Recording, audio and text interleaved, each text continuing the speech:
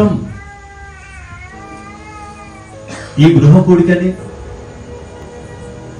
ఈ కృతజ్ఞతా స్తుతి కూడికని మాత్రము దేవుడు చేసినటువంటి మేలులను, దేవుడు ఆ మేళ్లతో ఉన్నటువంటి ఆ కుటుంబం ఏదైతే చేశాడో దాన్ని తలపోసుకొని దేవుని ఆరాధించడానికి, దేవుని స్తుతించడానికి ఈ కూడికలను మనం కలిగి ఉండి దేవుని యొక్క సన్నిధానంలో మనము పరవశించుకోవడానికి ఇలా అప్పుడప్పుడు మనము కలుసుకొని దేవుని ఆరాధిస్తూ ఉంటాం.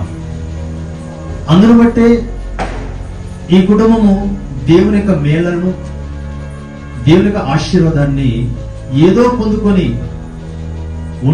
ఉన్నారు కాబట్టి గృహ కూడికని వారు కలిగి ఉండాలని ఆశపడి దేవుని స్తుతించాలని, ఆరాధించాలని ఈ రోజు ఈ రీతిగా మనని ఆహ్వానించి ఈ కూడికలో పాలుభాగస్తుల్ని చేశారు. అందుకేనా, లేకపోతే మనకి భోజనం లేదని వారు పెట్టే ఆహారం కొరకు ఆశపడి వచ్చామా? ఆహారం అన్నది ఆతిథ్యం, అది వారి మర్యాద, వారిచ్చే గౌరవం. దాన్ని తృప్తిగా మనము భుజించి ఈ కుటుంబాన్ని మనము ఇంకా బాగుండాలని ఆశపడతాం. అంత మాత్రమే కానీ కూడిక మొత్తం కూడా దేవుడు త్రియేకుడు ప్రభు ఆరాధించబడటానికి మనము పనులన్నీ ప్రక్కన పెట్టుకొని మనం వస్తాం. రైట్. అయితే న్యూ ఇయర్ కి ముందు కొంత సమయం, న్యూ ఇయర్ లో అడుగుపెట్టిన తర్వాత కొంత సమయాన్ని మనమందరం కలిగి ఉండి దేవుని మనం ఆరాధిస్తాం, దేవుని పూజిస్తాం, దేవుని స్తుతిస్తాం, సాగిలపడతాం. ఇది ఎప్పుడు అంటే న్యూ ఇయర్ కి ముందు, న్యూ ఇయర్ అడుగుపెట్టిన తర్వాత. ఈ రోజు న్యూ ఇయర్ అయిపోతే మళ్ళీ ఎప్పుడు వస్తుంది? 365 రోజుల తర్వాత వస్తుంది. అయితే కృపామయుడు, దయామయుడు, కరుణామయుడు మన ప్రభువు, మన రాజు నిన్ను నన్ను మనందరినీ ప్రతిదినం కాచి కాపాడుతున్నాడు, ప్రతిదినం పోషిస్తున్నాడు.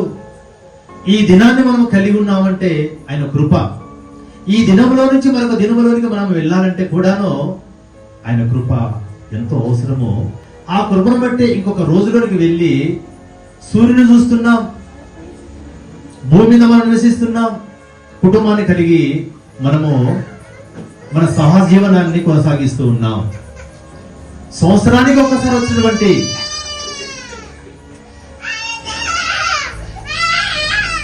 బయటికి తీసుకెళ్ళి